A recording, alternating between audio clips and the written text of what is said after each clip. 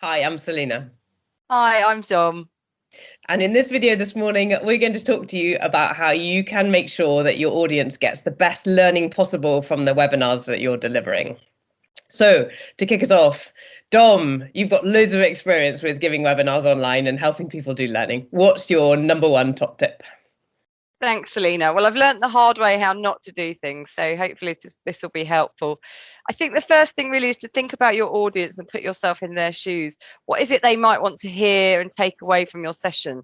You're an absolute expert in your own subject area, but you don't need and have time to tell everyone everything that you know about it. So thinking about from their perspective, how you deliver that message as well. So for me, I really like frameworks, so I would want to hear frameworks. But if you stuff a presentation full of all the things that you like, then some people in the audience might not appreciate that. So thinking about variety as well as what people need to take away from the session. Selena, how about you? What's your top tip? Thanks, Tom. Okay, so I think my top tip is around the different ways that people can absorb information and absorb learning in your webinar. So uh, they can take information from what you're saying, that's obvious. They can also take information from the visuals that you're using. And the visuals are actually really important when you're doing a webinar, almost more than in a standard conference situation, because all your viewer is looking at is your visuals. So they don't have any of the room, and they have less of your body language because you're a little person at the bottom of the screen. So be very, very mindful about what you put on your PowerPoint slides. And the first thing I would say would be not to have screeds and screeds of words on your slides. So often people put words on their slides because it's a prompt. It's almost like a note to remind them what to say. And webinars are ideal because you don't need that. You can have notes beside your webcam. So you don't need to use your slides to remind yourself what to say, which frees you up to use some good visuals and some good images.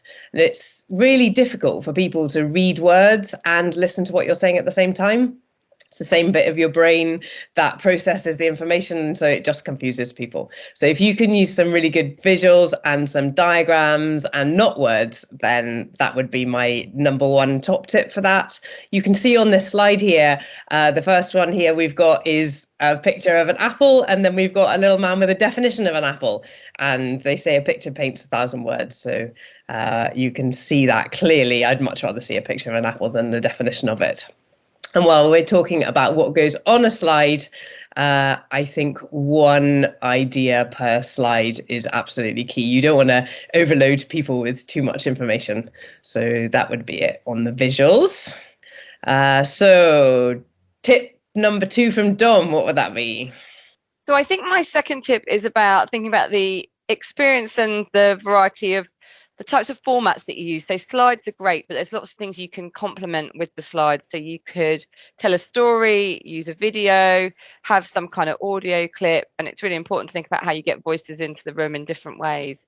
And you can do that whether you're live or recorded. If you're live, you can also think about different ways you can use the chat box. So it doesn't just have to be for Q&A to the speakers. You might get people to introduce themselves, put in their own top tips into there, think about their own experiences and reflect on what they've heard. So you can use the chat really interactively.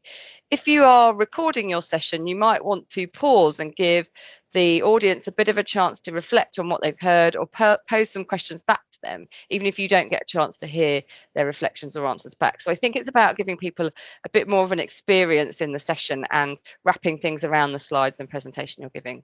So Selena, over to you. I think our final top tip. Yeah, our final top tip is around helping people to reflect on the learning that you've taught them during the webinar. So if you can finish your webinar with a reflection on the things that you've taught people, and that can be as a final slide, noting down what they've learned during the webinar. The other option you can do, some people like to go and read things afterwards. So you can put links to further reading or links to more information about the learning in the chat box so that people can go and read that in their own time if they prefer. And you can see from the end of this video here how we've done that. We've given you a summary of our key learning points just now.